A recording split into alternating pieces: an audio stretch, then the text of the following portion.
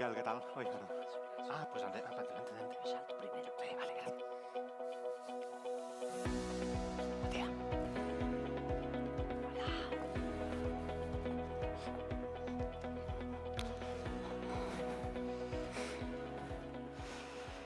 Buen día. Buenos días, vicepresidenta Rivera. Un placer estar aquí.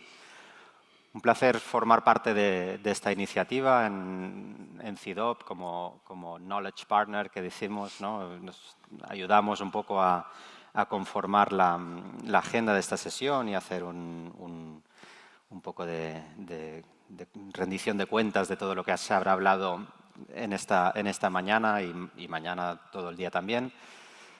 Y lo primero que tenemos en esta discusión con Teresa Rivera, vicepresidenta ejecutiva para la transición limpia, justa y competitiva de la Comisión Europea, y muchas otras cosas antes que no voy a mencionar, es poner un poco de orden en muchas de las cosas que se han dicho, ¿no? esta mañana en las palabras introductorias, ¿no? Que este mundo geopolítico. Pero antes de entrar aquí, quisiera preguntar también relativo al cargo que dice transición limpia, justa y competitiva de la Comisión Europea. Yo recuerdo que cuando se gestó esta cartera decían es la cartera más compleja de todas las que puede tener la Comisión Europea, con un abanico de responsabilidades extremadamente alta. Y la primera pregunta que quería trasladarle es, por supuesto, tras un año casi en ejercicio de estas responsabilidades, ¿cómo ve usted el estado de la Comisión, el estado de la Unión Europea ante todos estos retos tan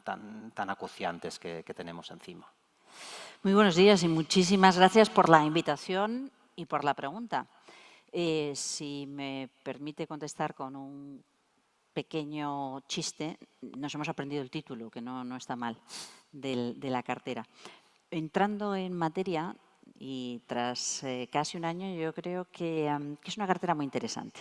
A la hora de la verdad, los componentes dedicados a defensa de la competencia, integración de mercado, un level playing field para todos los operadores y su relación con interesados en desarrollar actividad en el mercado interior, pero contando con inversión externa, es muy útil vincularlo a uno de los grandes vectores que explican cuáles son las fuerzas de mercado, de innovación, como es la Agenda Verde, y es muy útil ser responsable de la tutela, de la vigilancia del buen funcionamiento de los mercados digitales.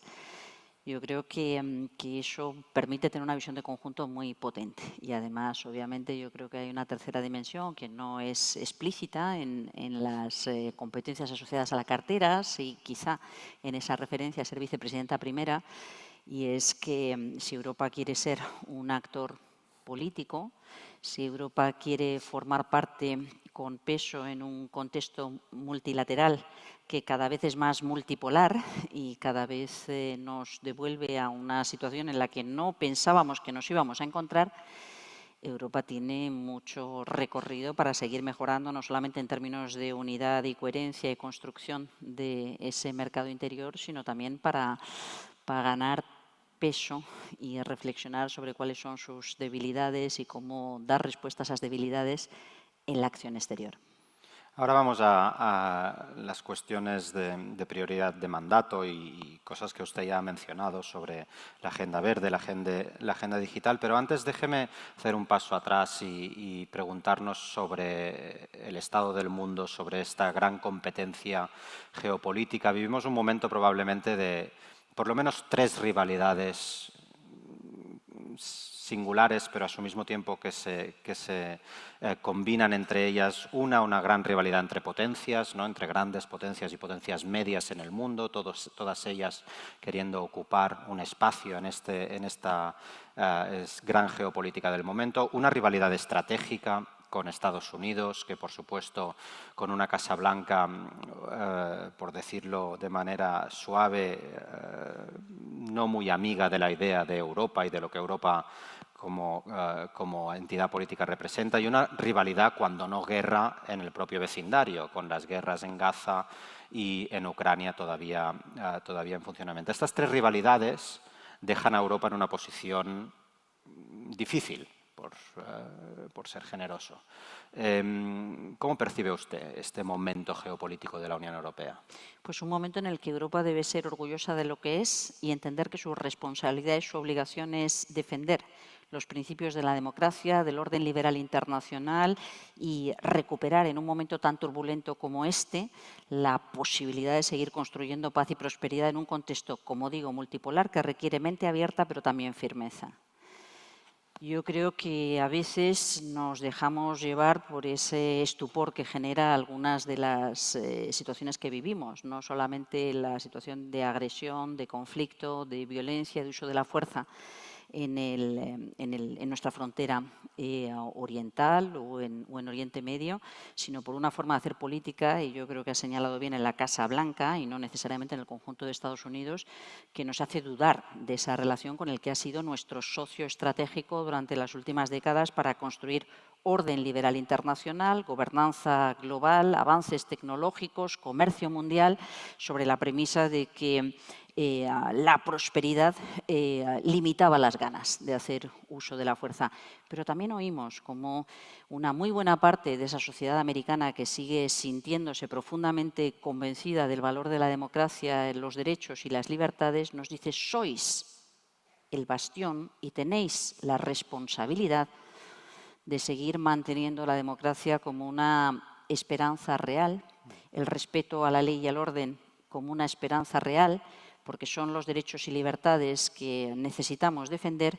Por tanto, no solamente no dejéis los ataques ni desmoronar la moral en el contexto europeo, sino que sed voz activa, socios activos para la recuperación y el apoyo de quienes, entre otras cosas, han estado manifestando este fin de semana en las calles de Estados Unidos. ¿Por qué digo esto? Porque yo creo que, con independencia de cuántos carnívoros o herbívoros hay en el mundo, lo cierto es que seguro que hay de todo como en botica, y hay que encontrar las fortalezas que uno tiene para hacerlas valer. Y en este momento es particularmente importante hacerlas valer. Para mí la preocupación más notable está vinculada a la parálisis que pueda generar, o que a veces tenemos la impresión de estar viviendo en Europa como consecuencia de tanto cambio tan profundo, o la tentación de dejarnos llevar en silencio por esas fuerzas destructivas que van surgiendo dentro del propio movimiento europeo, anti-unidad, antiproyecto europeo, antivalores o en favor de una ley de la selva sin reglas también dentro del seno de la propia Unión Europea. Yo creo que tenemos que ser conscientes de lo que representa Europa y el proyecto de democracia en el mundo, en el océano de la historia, y debemos defender con orgullo y sobre la base de nuestras fortalezas, que también existen y son muchas, esa capacidad. Ya sea porque contamos con una gran fuerza económica todavía, ya sea porque contamos con las infraestructuras, con la población, con las empresas, con la voluntad, con la capacidad de dar saltos importantes en la construcción de ese progreso, ya sea porque, si aquí nos genera estupor, imaginemos qué es lo que ocurre en el resto del mundo. Por tanto, nuestra obligación es ser ese faro de luz, esperanza, convicción y coherencia que permita también que el resto del mundo se active en la dirección correcta y no quede sumida en esa sensación de pánico que todo está perdido, y retroalimente lo negativo frente a la voluntad compartida de retroalimentar lo positivo y el progreso. Muchísimas gracias. Pues retomo estas palabras sobre las fuerzas destructivas desde fuera y desde dentro de la Unión Europea, ahora sí, para derivarlo un poco en sus competencias, en sus carteras a las que dedica la mayor parte de su tiempo. Y una de las carteras con tradición, más peso y más capacidad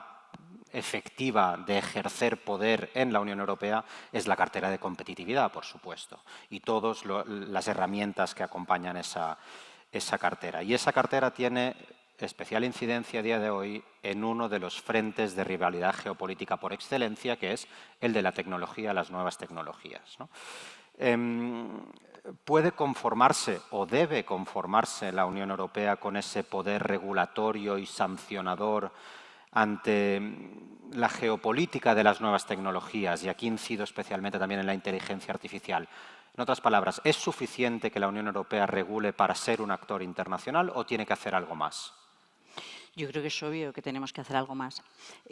Anoche, durante la cena, tuve ocasión de comentar algunas lecturas de las últimas semanas, ¿no? Y cómo un pequeño ensayo que yo creo que ganará peso en las próximas semanas sobre si hemos llegado a la hora de los depredadores, y esos depredadores son una combinación entre autócratas y hegemonía digital, que a la hora de la verdad retroalimenta, incluso antes de que lo pensemos, cuáles son nuestros deseos y, por tanto, debilita no solamente el buen funcionamiento de la economía y los mercados, sino también el buen funcionamiento de la democracia, el criterio, la formación, los derechos y libertades de los ciudadanos. Yo creo que Europa debe conseguir que haya un espacio digital seguro. No podemos sustituir una alta dependencia de algo que no producimos, como son los combustibles fósiles, en la era en la que el progreso estaba vinculado a la energía de los combustibles fósiles, por una elevadísima dependencia de lo que hoy es el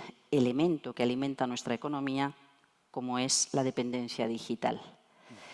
Todo el mundo empezó a temblar cuando empezamos a pensar qué ocurre si se bloquea la cloud, si se desarrollan parámetros o servicios de inteligencia artificial controlados por terceros, distorsionando la realidad, con arreglo a la cual los ciudadanos interpretan qué es lo que quieren, lo que desean, dónde está el progreso o cómo se construyen las instituciones. Por tanto, claro que necesitamos desarrollar esta actividad. Mi papel en este punto es mucho más modesto, pero es muy importante, que es vigilar que no se produzcan concentraciones excesivas de mercado que retroalimenten ese poder hegemónico oligopólico de muy pocos actores.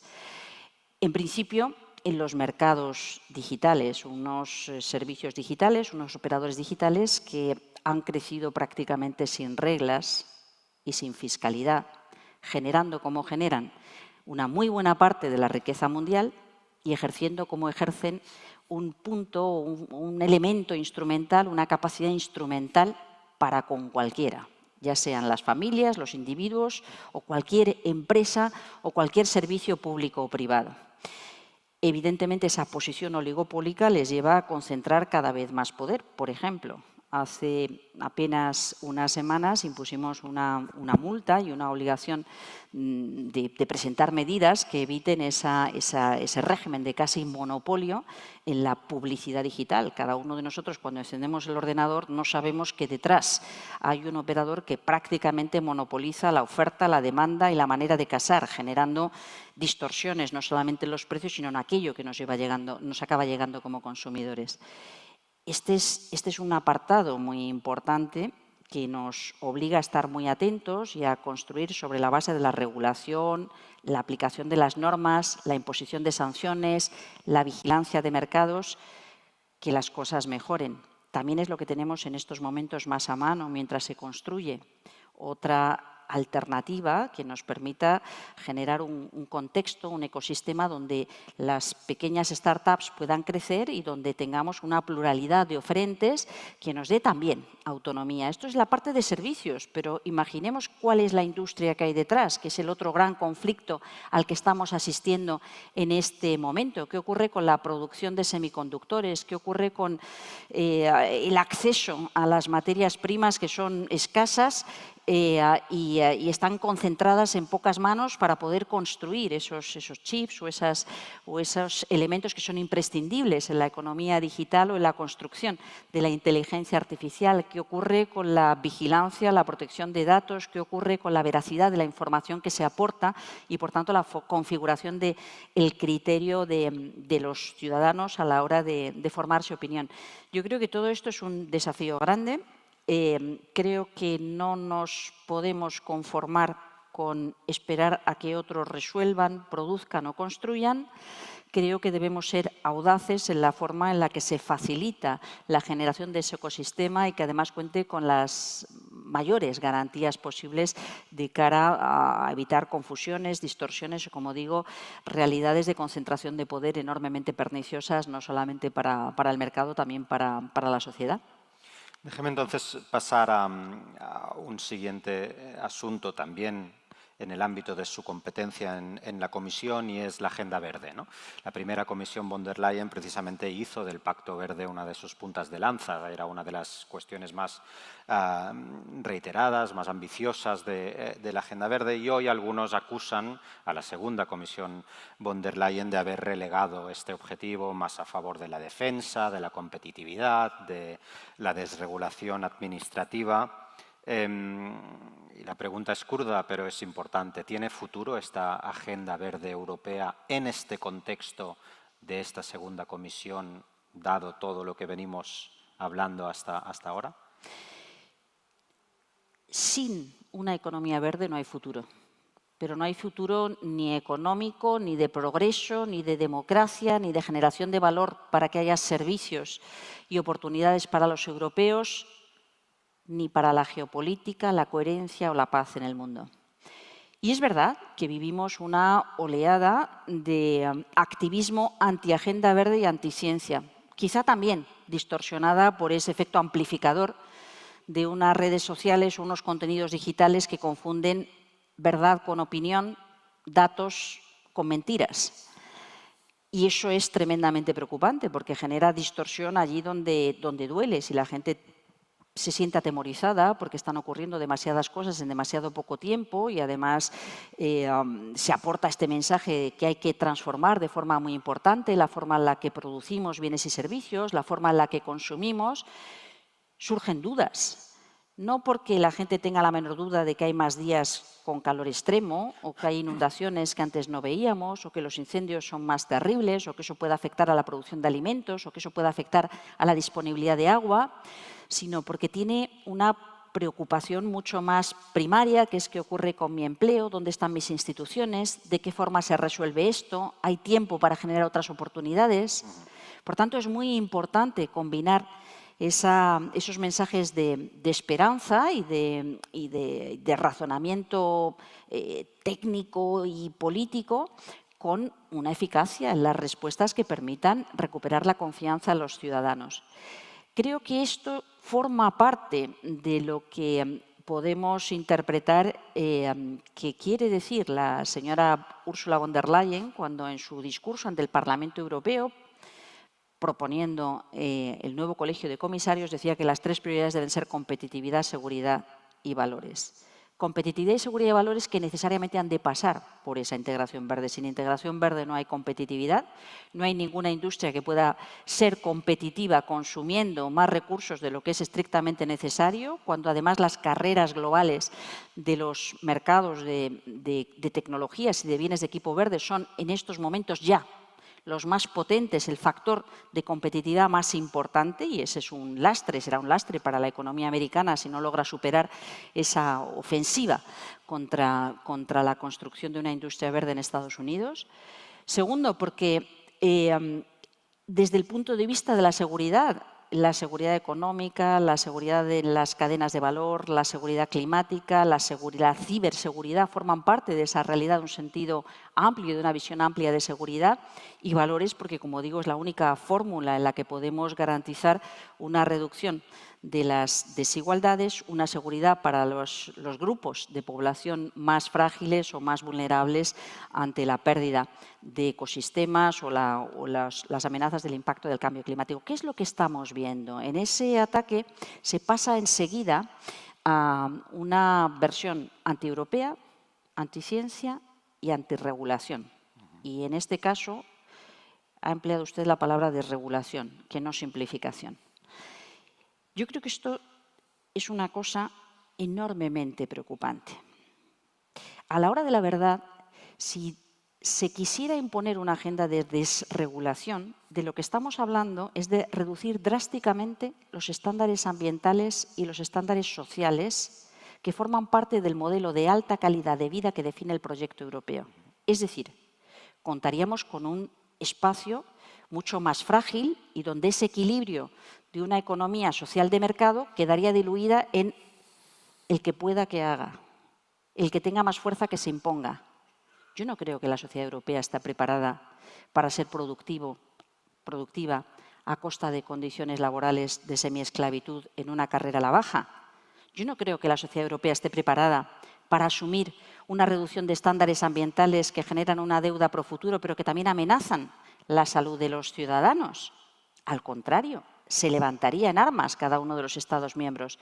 Efecto secundario inmediato: si no hay regulación en el contexto de la Unión Europea, resurgirán 27 regulaciones diferentes. Es decir, hará saltar por los aires no solamente la noción de mercado interior, sino el proyecto mismo europeo. No se trata de desregular. Otra cosa, y evidentemente en eso todo el mundo puede estar de acuerdo, es que si se pueden conseguir los mismos objetivos de una forma un poco más sencilla y más fácil, todos contentos. Ahora bien, este segundo argumento en el que yo creo que estamos todos de acuerdo, evidentemente es utilizado, como digo, por algunos para conseguir esa primera teoría: quitémonos de en medio todo aquello que nos molesta, recuperemos esa sensación de alto rendimiento en el muy corto plazo a través de no reglas, no estándares. Eso está muy lejos de lo que Europa puede respaldar o le puede convenir. Muy bien, estamos fuera de tiempo, pero ha empezado usted con una reflexión sobre su experiencia hasta ahora en la Comisión con esta cartera. Quisiera terminar también con una breve reflexión sobre el papel del progresismo en Europa. Usted forma parte de uno de los pocos grupos de comisarios en la Comisión Europea provenientes de la familia progresista. El progresismo también en el Parlamento Europeo tiene una rivalidad sistémica con las fuerzas antieuropeas y de extrema derecha. Díganos, desde esta perspectiva suya de cómo fomentar una visión progresista de Europa, ¿cuál es su receta mágica?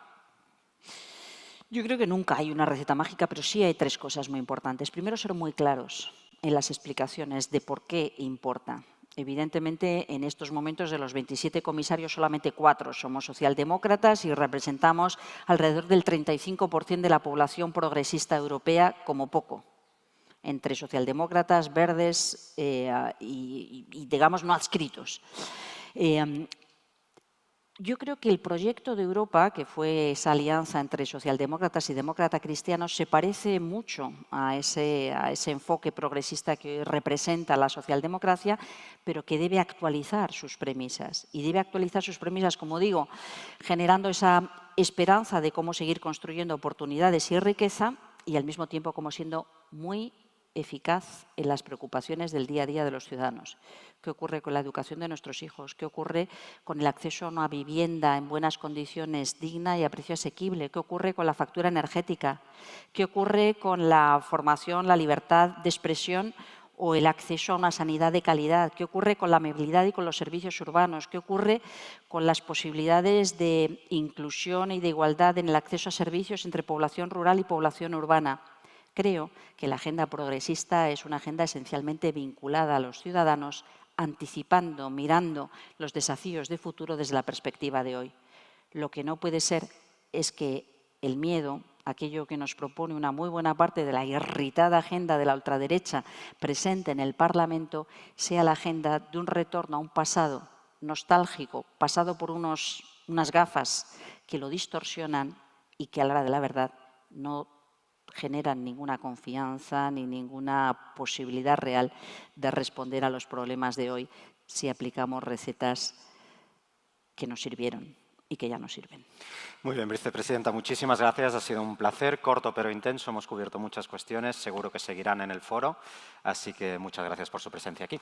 Muchas gracias. Gracias.